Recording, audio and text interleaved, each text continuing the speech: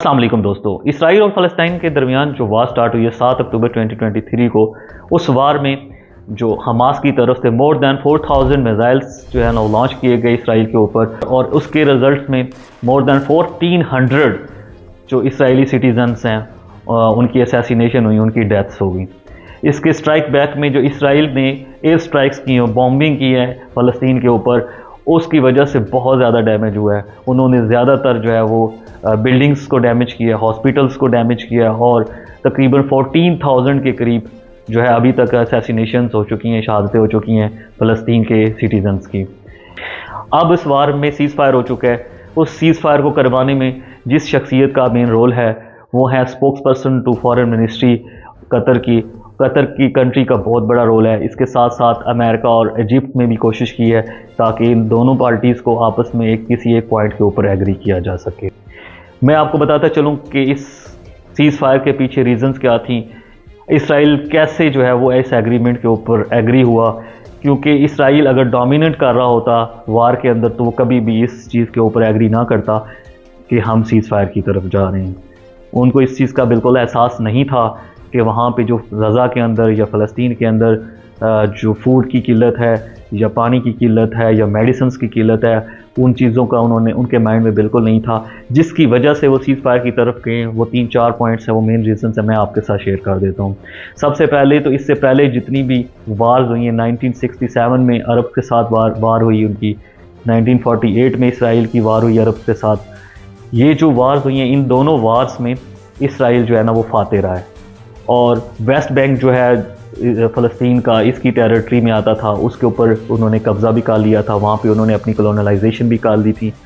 लेकिन इस दफ़ा क्या हुआ है, इस दफ़ा अनएक्सपेक्टेड जो है ना वो जो है इनिशिएटिव लिया गया हमास की तरफ से। उन्होंने बहुत ज़्यादा डैमेज किया इसराइल को। उनके माइंड में भी नहीं था कि ये इस तरह से अटैक हो सकता है और इस तरह से हमें डैमेज कर सकते हैं। अभी तक वार के अंदर बहुत ज़्यादा कामयाबी इसराइल को मिली नहीं है। इस वजह से नहीं मिली क्योंकि वो एयर स्ट्राइक से बॉम्बिंग कर रहे हैं, लेकिन किसी भी एरिया के ऊपर उनका कब्ज़ा नहीं हो सका। उनकी जो ग्राउंड इन्वेजन है, जो लॉन्चिंग है, ग्राउंड इन्वेजन जो गज़ा की तरफ उनकी लॉन्चिंग है वो नहीं कर पा रहे। जो उनकी ज़मीनी फ़ौज है वो उस तरह से एंटर नहीं कर पा रही, उस किसी एरिया को वो कैप्चर नहीं कर, ना ही उन्होंने हमास को बहुत ज़्यादा डैमेज किया है। इस सीज़ फायर के पीछे 2-3 रीजंस ये हैं। एक तो उनकी मोर दैन 1400 की डेथ हो चुकी हैं,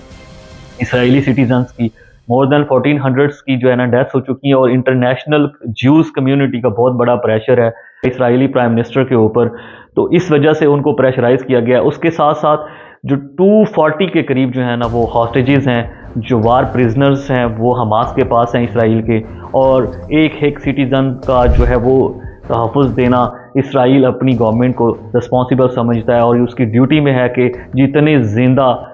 सिटीजन्स हैं उनको किसी न किसी तरह से रिलीज़ करवाया जा सके। तो ये 2-3 मेन रीजंस हैं जिसकी वजह से सीज़ फायर हुआ है। और इस सीज़ फायर के दौरान जो चूँकि एयर स्ट्राइक्स और तमाम मिलिट्री एक्शंस जो है ना वो बंद होंगे, तो इस सीज़ फायर के दरमियान जो टर्म्स एंड कंडीशन रखी हुई हैं वो 1 बाय 1 मैं आपके साथ डिस्कस करता हूँ। सबसे पहले तो मैं आपके साथ जो है ना एक्सचेंज जो होनी है, प्रिजनर्स जो है ना एक्सचेंज होने हैं, जो फ़लस्तीनी प्रिजनर्स हैं, हॉस्टेजेस हैं इसराइल के पास। 300 के करीब जो हॉस्टेजेस हैं वो इसराइल के पास हैं, फ़लस्तीन के, हमास के, और जो 240 के करीब हैं वो हैं हॉस्टेजेस इसराइल के, फ़लस्तीन और हमास के पास। जो रेशो डिसाइड की गई है वो 3:1 की गई है कि 3 फ़लस्तीनी रिहा किए जाएंगे इसराइल की तरफ से और 1 जो है वो रिहा किया जाएगा हमास की तरफ से। आप ये समझ सकते हैं कि ये एग्रीमेंट जो है वो हमास की टर्म्स एंड कंडीशंस के ऊपर हुआ है, क्योंकि 1 के बदले में 3 जो है ना वो एक्सचेंज हो रहे हैं। तो इस पूरे सिनेरियो के अंदर 50 जो है वो इसराइली जो है सिटीजन्स और जो हॉस्टेजेस हैं वो रिलीज़ किए जाएंगे, और बदले में 150 जो है वो फ़लस्तीनी जो फ़ौजी हैं या आर्म फोर्स के बंदे हैं या सिटीजन्स हैं वो रिहा किए जाएंगे। इसी के साथ साथ चूँकि इस वक्त सीज़ फायर है, वहाँ पे जो है एयर स्ट्राइक्स नहीं हो रही, तो पर डे के हिसाब से 200 के करीब जो है वो ट्रक्स जो हैं वो फूड आइटम्स और मेडिसन्स और मुख्तलिफ़ किस्म की ज़रूरियात ज़िंदगी लेकर फ़लस्तीन के एरिया के अंदर एंटर हो सकते हैं, गज़ा के अंदर एंटर हो सकते हैं। जहाँ पे भी डैमेज हुआ है वहाँ पे रिहैबिलिटेशन कर सकते हैं। इसी के साथ साथ 4 जो है ना वो टैंकर्स जो हैं वो फ्यूल के भी एंटर हो सकते हैं, तो क्योंकि वहाँ पे बिजली भी बंद है, पानी भी बंद है और बहुत सारी ज़रूरत की चीज़ें फ्यूल के साथ इंटरलिंक्ड हैं। तो 4 जो है ना वो ट्रक्स डेली जो है वो फ़लस्तीन के अंदर वो एंटर हो सकते हैं पर डे के हिसाब से अगले 4 दिनों के लिए। आर्म फोर्सेस की जो एक्टिविटी है उसके बारे में इन 3 से 4 दिनों के अंदर जो फ़लस्तीन के सीज़ फायर के दिन है इनके अंदर क्या एक्टिविटी होगी उसके बारे में मैं आपको बताता चलूँगा। स्पोक्स पर्सन जो मीडिएटर हैं माजिदुल नासर कतर के फॉरेन मिनिस्ट्री के, उनके मुताबिक किसी किस्म की जो है वो air strikes and arm force की एक्टिविटी इसराइल की तरफ से नहीं की जाएगी और किसी किस्म की जो है वो अब मज़ीद जो है वो किसी किस्म की वार को कंटिन्यू नहीं किया जाएगा। लेकिन इसके बरक्स जो इसराइली रेडियो स्टेशन है आर्म फोर्सेस का, उसके मुताबिक गज़ा का नॉर्थर्न एरिया है, उस एरिया में सुबह 7 बजे से लेकर 4 बजे तक वो किसी किस्म की एयर स्ट्राइक नहीं करेंगे, लेकिन इसके बाद वाली टाइमिंग में किसी वक्त वो कर सकते हैं। लेकिन जो साउदर्न एरिया है गज़ा का, उसके अंदर मुकम्मल सीज़ फायर होगा, किसी किस्म की एयर स्ट्राइक्स नहीं की जाएंगी। क्योंकि इस वक्त सीज़ फायर चल रहा है तो गज़ा के सिटीजन्स जो हैं वो अब फ्रीली मूव कर सकते हैं एक जगह से दूसरी जगह, अपनी ज़रूरत की चीज़ें ले सकते हैं, मेडिसिन ले सकते हैं और जो भी उनकी एक्टिविटी डेली रूटीन की है वो कर सकते हैं। वो फिर फ्रीली जो है ना मेन रोड के ऊपर जा सकते हैं, जो जिसका नाम है सलाहुद्दीन रोड, जो गज़ा की मेन रोड है, और इसके साथ साथ ही डिफरेंट किस्म की एक्टिविटीज़ कर सकते हैं। मैं आपको बताता चलूँ कि क्या ये वार इस सीज़ फायर के बाद एंड हो जाएगी या नहीं, इसके बारे में मैं आपको मुख्तलिफ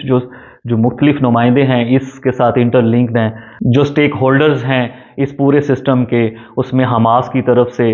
जो उनका पॉइंट ऑफ व्यू है वो भी आपको बता देता हूँ। जो स्पोक्स पर्सन हैं माजिदुल नासर, उनका भी आपको मैं पॉइंट ऑफ व्यू बता देता हूँ। इसी के साथ साथ जो डिफेंस मिनिस्टर हैं इसराइल के और जो प्राइम मिनिस्टर इसराइल के, वन बाय वन मैं आपको डिटेल में बताता हूँ कि उनका पॉइंट ऑफ व्यू क्या है। क्या ये वार इस सीज़ फायर के बाद एंड हो सकती है या नहीं हो सकती। तो फर्स्ट ऑफ ऑल मैं आपके साथ माजिदुल नासर जो है वो स्पोक्स पर्सन जो है इस सारे सिस्टम के एग्रीमेंट के जो मीडिएटर हैं वो कहते हैं कि, और उसके साथ साथ जो ग्लोबल लीडर्स हैं मुख्तलिफ कंट्रीज़ के, वो उनका ख्याल ये है कि चूँकि एक तरह से एक सीज़ फायर हो गया है, एक जगह के ऊपर एग्री हो गए हैं सब के सब, अब इंशाल्लाह ताला कोशिश यही होगी उनकी तरफ से, तो उनको ये होप नज़र आ रही है कि आगे ये कंटिन्यू कर जाएगा, ये आगे कंटिन्यू करके पीस की तरफ चला जाएगा। लेकिन जो हमास के स्पोक्स पर्सन है अबू उबैदा, उनकी तरफ से ये बयान किया गया है कि अगर ये सीज़ फायर ख़त्म होता है और उसके बाद इसराइल की तरफ से स्ट्राइक की जाती है, ऑन ग्राउंड अपनी जो है इन्वेजन की तरफ जाते हैं, तो हमास उसको स्ट्राइक बैक करेगा, रेजिस्ट करेगा और उनकी तरफ जो है ना वो प्रॉपर अपनी उसी इंटेंसिटी के साथ और कंसिस्टेंसी के साथ जो है ना उसके अगेंस्ट वार करेगा और वेस्ट बैंक का जो एरिया कैप्चर किया हुआ है इसराइल ने, उसको रिलीज़ करवाने की कोशिश करेगा जहाँ पे इस वक्त इसराइल का कब्जा है। इसी तरह जो डिफेंस मिनिस्टर हैं इसराइल के, उनकी तरफ से भी यही कहा गया है कि चूंकि अभी सीज़ फायर है, जब जैसे ही सीज़ फायर ख़त्म होगा तो they will create much more pressure on Hamas कि वो उनके मज़ीद जो हैं वो हॉस्टेजेस जो हैं वो रिलीज़ करें। तो उनकी तरफ से एक ये भी तजवीज़ दी गई है कि आफ्टर एवरी डे अगर 10 हॉस्टेजेस इसराइल के रिलीज़ करते हैं तो ये सीज़ फायर कंटिन्यू करेगा। लेकिन उनकी तरफ से ये भी कहा गया है कि आफ्टर दिस सीज़ फायर जो ये 4 दिन है उसके बाद जो है वो दोबारा उसी इंस्टेंसिटी के साथ और उसी फोर्स के साथ वार में दोबारा कंटिन्यू करेगा और ज़्यादा प्रेशर डालेगा हमास के ऊपर ताकि वो अपने हॉस्टेजेस को जो है वो रिलीज़ करवा सकें। प्राइम मिनिस्टर जो हैं बेंयामिन नेतन्याहू इसराइल के जो हैं, उनकी तरफ से ये क्लियर स्टेटमेंट दी गई है कि war will continue after this cease fire and the war will continue till the end of getting their goals. अगर आपको वीडियो पसंद आई है तो लाइक एंड सब्सक्राइब ज़रूर कीजिएगा चैनल को और अपने दोस्तों के साथ शेयर कीजिएगा। नेक्स्ट वीडियो के अंदर मैं आपके साथ शेयर करूंगा फ़लस्तीन और इसराइल के दरमियान ये वार क्यों हुई, उसके पीछे मेन रीजंस क्या हैं और क्या वजूहात बनी हैं अभी तक इनके पीछे जो है ना इतनी सारी वार्स हो चुकी हैं। Thank you very much.